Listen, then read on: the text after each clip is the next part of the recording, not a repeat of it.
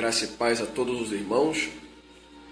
Estamos aqui mais uma vez para gravarmos a série de 40 estudos. O nome da série é A Lei de Deus. E o tema de hoje será A Lei de Deus. Os 10 mandamentos estão vigentes para o cristão? Eu tenho aqui alguns documentos ao qual eu quero passar para os irmãos, para conhecimento dos irmãos, de algumas igrejas, o que elas falam, o que os seus fundadores, ou pessoas importantes, influentes dentro delas, o que elas falam a respeito da lei de Deus, o que elas falam se os 10 mandamentos se estão vigentes ou não para o cristão. Eu tenho aqui, primeiro, vamos falar da Igreja Presbiteriana. Tem aqui na Confissão de Fé de Westminster, a Confissão de Fé adotada pela Igreja Presbiteriana. Podemos achar aqui a posição oficial, tá? Alguns trechos que dizem assim: o quinto, a lei moral obriga para sempre a todos a prestar-lhe obediência, tanto às pessoas justificadas como às outras. Isto não somente quanto à matéria nela contida, mas também pelo respeito à autoridade de Deus, o Criador que a deu. Cristo, no Evangelho, não desfaz de modo algum esta obrigação, antes a confirma. É um trecho, irmão, onde a posição oficial da Igreja Presbiteriana diz isso, tá? Sobre a lei de Deus. Vemos também o 6º item, diz assim: embora os verdadeiros crentes não estejam debaixo da lei como pacto de obras, para serem por ela justificados ou condenados, contudo ela lhes serve como regra de vida, a vontade de Deus e o dever que eles têm a ela os dirige e os obriga a andar segundo a retidão. Ela também de utilidade aos regenerados, a fim de conter a sua corrupção, pois proíbe o pecado. As suas ameaças servem para mostrar o que merecem os seus pecados e quais as aflições que por causa deles devem esperar nessa vida, ainda que sejam livres da maldição ameaçada na lei. Do mesmo modo, as suas promessas mostram que Deus aprova a obediência deles e que bênçãos podem esperar obedecendo. Assim, o fazer o homem o bem ou evitar ele o mal, porque a lei anima aquilo e proíbe isto, não é prova de estar ele debaixo da lei e não debaixo da graça. 7º item. Os supracitados usos da lei não são contrários à graça do Evangelho, mas suavemente condizem com ela, pois o Espírito de Cristo submete e habilita a vontade do homem a fazer livre e alegremente aquilo que a vontade de Deus revela na lei, requer que se faça. Ou seja, nós vemos que no capítulo 19 da Confissão de Fé de Westminster, de 1647, ela mostra a posição oficial da Igreja Presbiteriana em questão à lei de Deus, dentro do que eu acabei de ler para os irmãos. Os irmãos puderam ver essa posição. E tem mais alguns trechos aqui que eu quero ler. Peço que os irmãos prestem bastante atenção. Olha só o que diz no livro Theology Explained and Defended. Diz assim, volume 4, página 120, diz assim: a lei de Deus é e deve necessariamente ser imutável e eterna.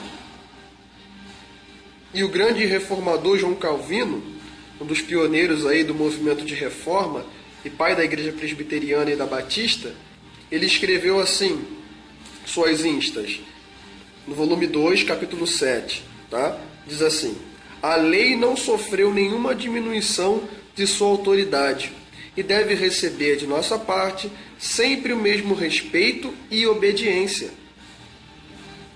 João Calvino também escreve o seguinte no seu comentário, no volume 1, página 277, ele diz assim: não devemos supor que a vinda de Cristo nos tornou livres da autoridade da lei, pois ela é a norma eterna de uma vida devota e santa, e deve, portanto, ser tão imutável como a justiça de Deus, que a envolveu, é constante e uniforme. João Calvino fala sobre isso. Depois de mostrarmos o pensamento do seu fundador e a posição da confissão de fé presbiteriana, precisaríamos citar também mais alguma fonte para provar o que a Igreja Presbiteriana, o fundador da Igreja Presbiteriana, fala sobre a lei. A gente precisaria mais alguma coisa para mostrar que é vigente? Isso segundo o pensamento, o ensinamento oficial da igreja, tá? Estou falando aqui do cofundador, de um fundador da Igreja Presbiteriana. E da Igreja Batista? Nós temos aqui também para o Dr. George Eldon Leite, teólogo batista, um teólogo de renome, e a resposta dele sobre a vigência da lei dos 10 mandamentos é a seguinte. Ele diz isso num livro chamado Teologia do Novo Testamento, na página 473, que diz assim: está claro que a lei continua a ser expressão da vontade de Deus para a conduta, mesmo para aqueles que não estão mais sujeitos à lei. Nós temos também aqui o que Dawit Laumoldt acrescenta. Ele fala o seguinte: agora os homens podem cavilar como desejarem a respeito de outras partes da Bíblia, mas não encontrei jamais um homem honesto que encontrasse falta nos 10 mandamentos. Os infiéis podem mofar o legislador e rejeitar aquele que nos livrou da maldição da lei, mas não podem deixar de admitir que os mandamentos são corretos, são para todas as nações, e permanecerão os mandamentos de Deus através de todos os séculos. Deve-se fazer as pessoas entenderem que os 10 mandamentos ainda são obrigatórios e que há uma penalidade ligada à sua violação. Os mandamentos de Deus, dados a Moisés no Monte Horebe, são tão obrigatórios hoje como foram desde a sua proclamação aos ouvidos do povo. Os judeus diziam que a lei não foi dada na Palestina, a que pertencia a Israel, mas no deserto, porque a lei era para todas as nações. Jesus jamais condenou a lei e os profetas, mas reprovou aqueles que não lhe obedeciam. O fato de ele haver dado novos mandamentos não indica que abolisse os antigos. A interpretação deles por Cristo tornou-os ainda mais imprecisivos. Isso está na página 11 e 16, tá? Em Reading and Watching, é um livro, tá? Isso segundo a Igreja Batista. Estou falando sobre um teólogo, Dr. George Eldon Leite, tá? Um teólogo de renome da Igreja Batista, falando a respeito da lei de Deus, tá? Temos aqui também mais um trecho. Deixa eu ver aqui, mais um trecho que nos diz o seguinte: o príncipe dos pregadores batistas, Carlos Spurgeon, afirma o seguinte: se alguém me diz, eis que em substituição aos 10 mandamentos recebemos 2, que não são mais fáceis, responder-lhe-ei que essa versão da lei não é de maneira alguma mais fácil. Uma total observação implica falta de meditação e experiência. Esses 2 preceitos abrangem os 10 em seu mais amplo sentido. não podendo ser considerados exclusão de um jota ou tio dos mesmos. Quaisquer dificuldades existentes nos mandamentos são igualmente encontradas nos dois, que lhes são a súmula e substância. Se amais a Deus de todo o vosso coração, tornasse-vos preciso observar a primeira parte, os primeiros 4 mandamentos. E se amais o próximo como a vós mesmo, precisais observar a segunda, os outros 6 mandamentos. Isso ele fala no livro The Perpetuity of the Lay of God, ou seja, a perpetuidade da lei de Deus. Página 5. Tá? Então nós vimos aí através de escritores da Igreja Batista que eles falam que a lei de Deus ela está sim vigente para o cristão. Temos também alguns grifos aí de alguns artigos também da Igreja Congregacional, tá? Do artigo 21, de os 28 artigos da breve exposição das doutrinas fundamentais do cristianismo, declara de fé oficial da Igreja Congregacional, consta a seguinte afirmação sob o título da obediência dos crentes. Diz assim: ainda que os salvos não obtenham a salvação pela obediência à lei, senão pelos merecimentos de Jesus Cristo, recebem a lei e todos os preceitos de Deus como um meio pela qual ele manifesta sua vontade sobre o procedimento dos remidos e guarda-nos tanto mais cuidadosa e gratamente por se acharem salvos de graça. Efésios 2, 8, 9, 1 João 5, 2, 3, Tito 3, 4 a 8. Tá? Essa declaração de fé ela pode ser encontrada no website oficial da denominação, da Igreja Congregacional, tá, irmãos? Deixo também aqui mais um ponto. Jonathan Edwards, um grande pregador da Igreja Congregacional e por algum tempo presidente da Universidade de Princeton, ele afirma o seguinte: através da expiação de Cristo, maior honra é concedida à lei, e, consequentemente, é ela mais estabelecida do que se houvesse sido executada literalmente e toda a humanidade condenada. Tudo o que concorre para maior engrandecimento da lei contribui para estabelecer-lhe a autoridade. Irmãos, não são coisas inventadas pela cabeça do homem, nem inventadas pela minha cabeça. Estou lendo trechos aqui de pessoas importantes dessas igrejas que falaram a respeito da lei de Deus. Vocês viram a posição agora da Igreja Congregacional. Eu vou ler mais um trecho aqui. Diz assim, ó: trecho do hino número 519 do inário Salmos e Hinos, utilizado pela Igreja Congregacional. Salvação por homens dada, paz fingida, paz comprada. Lei de Deus falsificada, tudo rejeitai. Lei de Deus não muda. O Senhor ajuda quem cumprir sem desistir. Conforme foi visto acima, os congregacionalistas têm a lei de Deus, os 10 mandamentos, numa autoestima.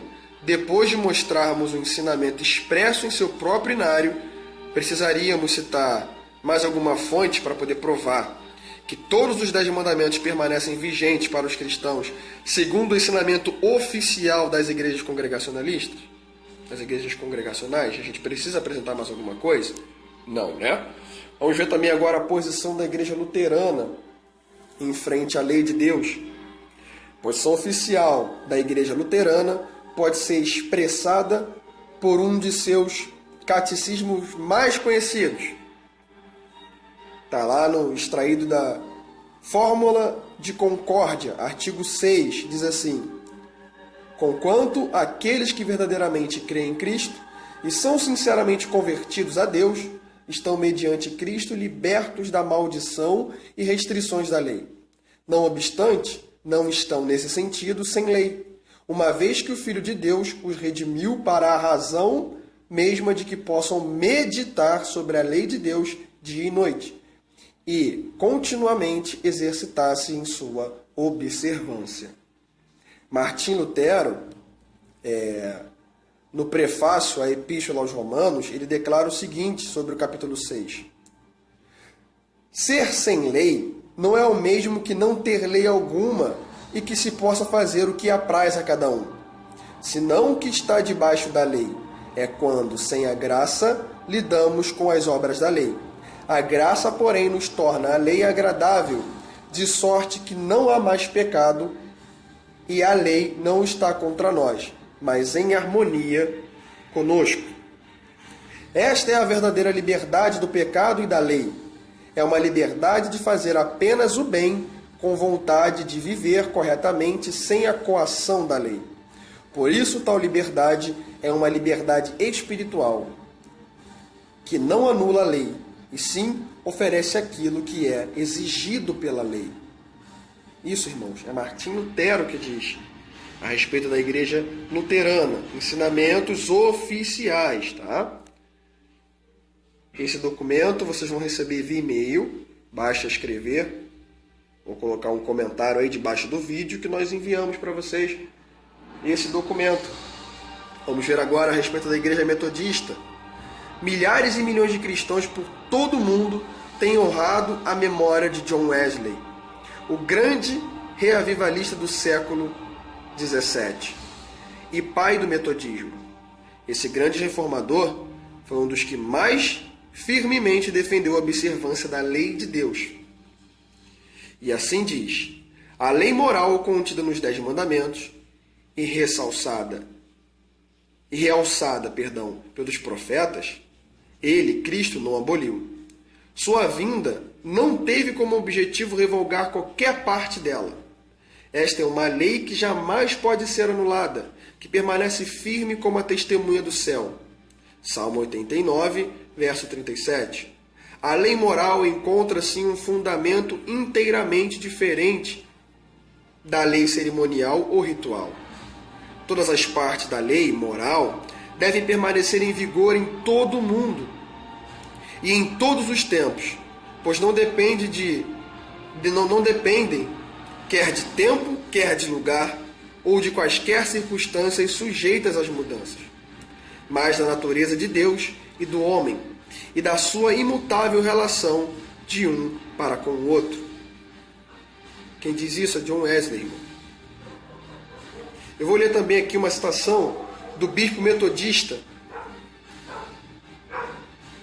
Raven, o qual por algum tempo foi presidente da Universidade de Michigan.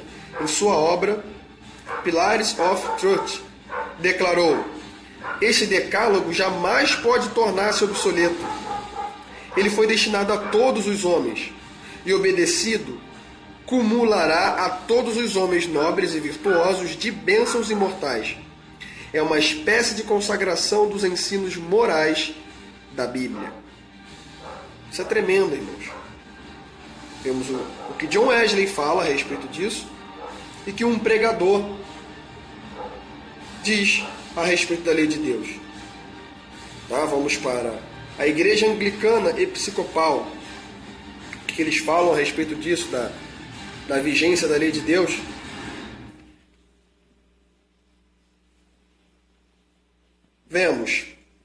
Vejamos o que ficou decidido no Sinódio de Dort, na parte referente à rejeição de erros.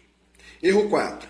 A nova aliança da graça, que Deus o Pai, mediante a morte de Cristo, estabeleceu com o homem, não consiste nisso que nós estamos justificados diante de Deus e salvos pela fé, se ela aceita o mérito de Cristo. Ela consiste no fato de que Deus revogou a exigência de perfeita obediência à lei e considera agora a própria fé e obediência de fé, ainda que imperfeitas, como a perfeita obediência à lei. Ele acha em sua graça que elas sejam dignas da recompensa da vida eterna.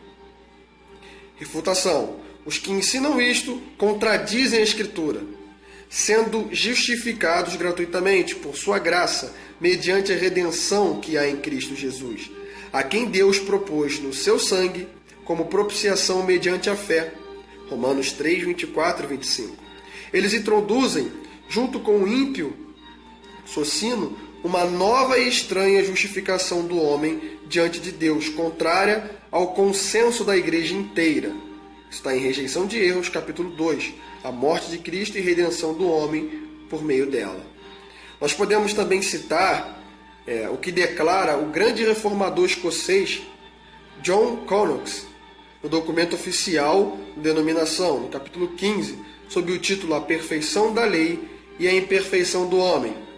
Diz assim: confessemos e reconhecemos que a lei de Deus é a mais justa, a mais imparcial e a mais santa, e o que ela ordena, ser perfeitamente praticado, iluminaria e poderia conduzir o homem à felicidade eterna. Mesmo depois de sermos regenerados, importa que nos apeguemos a Cristo em sua justiça e satisfação, cumpramos a lei em todos os pontos. Não queremos dizer que fomos libertados, de modo a não devermos mais obediência alguma à lei, mas afirmamos que ninguém na terra, pela sua conduta, dará à lei a obediência que ela requer. Isso está em Confissão de Fé Escocesa. Isso a respeito da Igreja Anglicana Episcopal, irmãos. Vocês vão receber o documento e vão ler mais alguns pontos que eles falam sobre isso. E o que diz a Igreja Católica a respeito da vigência da lei de Deus? Nós podemos encontrar a resposta a essa questão no primeiro catecismo da doutrina cristã, que diz o seguinte: sim, somos obrigados a observar os mandamentos da lei de Deus, pois devemos respeitar a ordem que o Pai Celeste quis dar ao mundo. Basta pecar gravemente contra um só deles para merecermos o inferno. Página 33 e 34. O frei Leopoldo Pires Martins também responde muito bem essa pergunta no Catecismo Romano, onde lemos: dentre as razões que movem o coração do homem a cumprir os preceitos do Decálogo, sobressai como o mais eficiente o fato de ser Deus o autor dessa mesma lei. Estava essa luz divina quase ofuscada por maus costumes e vícios inteirados entre os homens. Todavia, pela promulgação da lei de Moisés, Deus não trouxe uma luz nova, mas deu antes maior fulgor à primitiva. É preciso explicar assim para que o povo não se julgue livre do Decálogo, quando ouve dizer que a lei de Moisés está abrogada. Ainda mais, é absolutamente certo que não devemos cumprir esses preceitos por ser Moisés que os promulgou, mas por serem inatos em todos os corações e por terem sido explicados e confirmados por Cristo, nosso Senhor. Página 390, página 400. Então nós vimos aqui, irmãos, alguns pontos de algumas igrejas, como Igreja Batista, Igreja Metodista, Anglicana, Congregacional, Igreja Católica, eles falando a respeito da vigência da lei de Deus. E nós vimos que, segundo o que lemos, ela está sim vigente, segundo o ensino oficial dessas igrejas. Então essa é só a leitura de uns documentos para que os irmãos possam saber como pensam essas igrejas, essas denominações. E que ao receber esse documento por e-mail, você possa fazer a leitura de todas as declarações e ver que a lei de Deus, ela permanece porque ela é eterna, até que o céu e a terra passem, nem um jota, nem um tio será removido dessa lei. Que Deus possa te abençoar.